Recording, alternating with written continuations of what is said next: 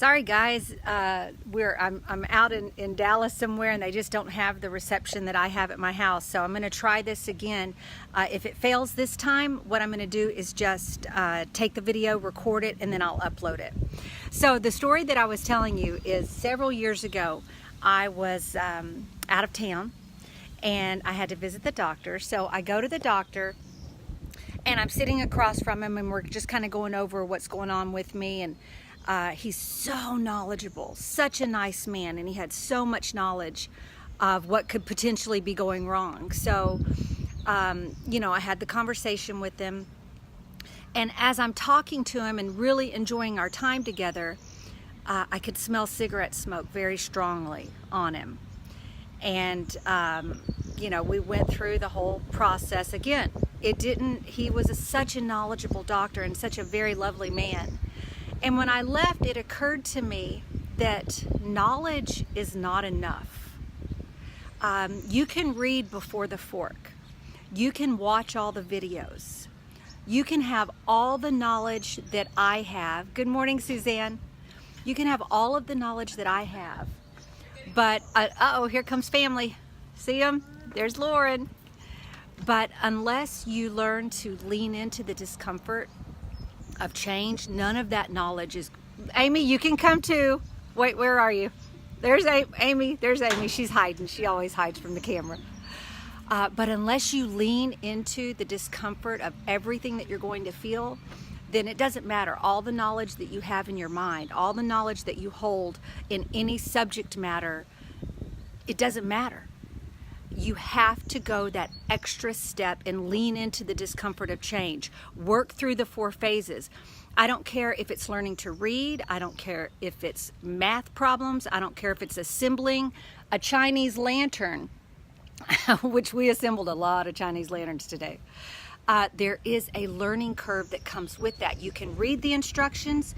You can conceptualize what's about to happen.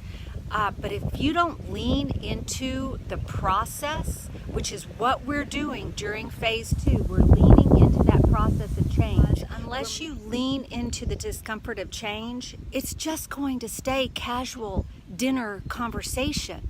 That's all it will ever be, is a topic that you know something about, a nutrition plan that you know something about, physical activity that you know something about.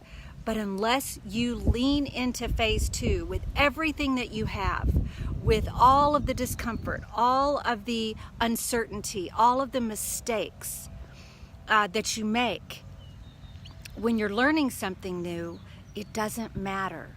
So this doctor that I went to see, and if you go back and watch the other 2 videos, you'll learn a little bit about that. This doctor that I went and saw that obviously was a smoker, he had the knowledge. He knew what smoking did. Not only did he smoke, but he was pretty overweight. Those 2 things are the precursor to so many diseases and life-compromising, quality of life compromising situations. And it wasn't because he didn't have the knowledge. He absolutely had the knowledge. He didn't have a strong enough why to lean into his knowledge, and he just was unwilling for whatever reason, and it's the why story, that he was unwilling. It didn't resonate strong enough to him. So he was a smoker, and he had lifestyle habits nutritionally that didn't serve him. So my point, and I'm going to make this fast because the connection is so poor out here, the bottom line for today, hi Tammy, is knowledge is useless if it's not actualized through phase 2 living. So this is day 11, phase 2. You should be deep into the discomfort of change. You should be so far into unfamiliar that you cannot even remember what familiar felt like, but it is calling you back as strong as you have ever been called back to something before in your life.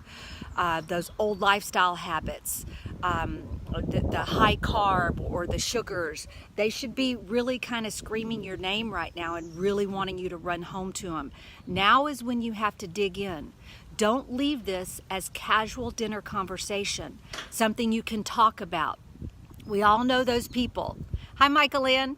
We all know those folks, and perhaps we've even been those folks that can have an in-depth, detailed, knowledgeable conversation about health, nutrition, gym, lifestyle habits, yet not live it. Hi, Tammy.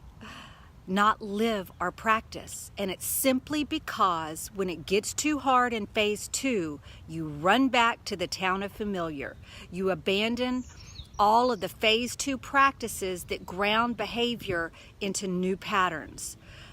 Focus on your why story and be willing to live in the land of unfamiliar while you're unwiring and that's kind of tough to say, rewiring new habits.